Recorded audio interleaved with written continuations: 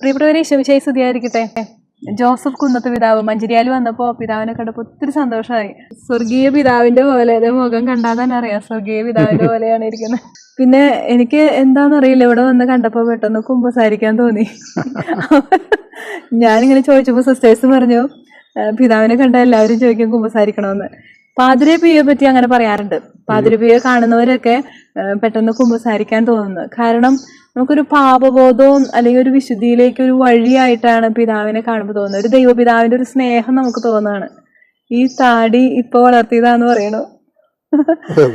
ശരിക്കും ആ ഒരു സ്നേഹം തോന്നുന്നുണ്ട്. പിതാവ് ഇങ്ങനെ വിശ്രമ ജീവിതത്തില് എന്താണ് ഇപ്പൊ പ്രത്യേകിച്ച് അങ്ങനെ ഒരു? ഞാൻ പ്രത്യേകിച്ച് ഒന്നും ചെയ്യുന്നില്ല. ഞാൻ പ്രാർത്ഥിക്കാൻ പരിശ്രമിക്കുന്നുണ്ട്.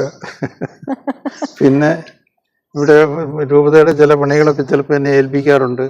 ഈ കുർബാന ടെക്സ്റ്റിന്റെ തർജ്ജമ, അതൊക്കെ ഞാനും കൂടെ കൂടി ചെയ്യുന്നു. ഈ തെലങ്കാനയിൽ തെലുങ്കൊക്കെ പഠിച്ചിട്ട് ഇപ്പൊ എത്ര വർഷമായിട്ടുണ്ടാവും പിതാവ് ഇവിടെ? ഞാനിവിടെ സെമിനാരിയനായിരിക്കുന്ന കാലത്ത് വന്നതാണ്. 57 കൊല്ലമായി. 57 കൊല്ലമായി തെലങ്കാന മക്കൾക്ക് വേണ്ടിട്ടല്ലേ? അപ്പൊ ആദ്യമൊക്കെ ഒത്തിരി ബുദ്ധിമുട്ടായിരുന്നോ ഇവിടുത്തെ അവസ്ഥ? ബുദ്ധിമുട്ട് ഞാൻ ജീവിതത്തെ പറ്റി അങ്ങനെ ബുദ്ധിമുട്ടായിട്ട് ചിന്തിക്കാറില്ല. സ്വാഭാവികമായിട്ടും വരുന്ന ബുദ്ധിമുട്ടുകളൊക്കെ ഉണ്ട്. ഇവിടുത്തെ മക്കള് ഷെയർ ചെയ്തിരുന്നു, ഇങ്ങനെ ഞങ്ങളുടെ ഒരു അപ്പനെ പോലെയാണെന്നൊക്കെ. ഇവിടുത്തെ മനുഷ്യര് നല്ല സ്നേഹമുള്ള മനുഷ്യരാ. ഈ ആദിലാബാദിലെ ആന്ധ്രയിലെയും തെലങ്കാനയിലെയും ഒക്കെ മനുഷ്യർക്ക് നല്ല സ്നേഹമുണ്ട്. അവരോട് അടുത്തു കഴിഞ്ഞാൽ അവർ നമ്മളെ പൊന്നുപോലെ സ്നേഹിക്കും. ശരിക്കും നാടൊക്കെ വിട്ടിട്ട് ഇവിടെ വന്ന് നിൽക്കുമ്പോൾ ഒരു സങ്കടം ഉണ്ടായിരുന്നോ?